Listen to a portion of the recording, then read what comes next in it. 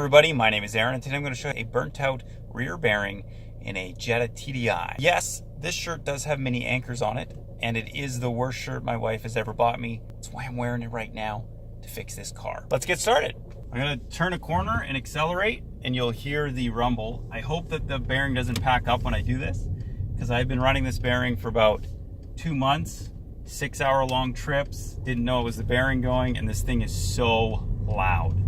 Here we go. I'm accelerating to 80 clicks, which is about 50 miles an hour. We're at 50 kilometers an hour. Oh, this is getting bad. Starting to resonate. It gets so loud that you can't even hear yourself talk, and it's so painful on your ears. It sounds like a really loud tire roar, but it's definitely not a tire roar.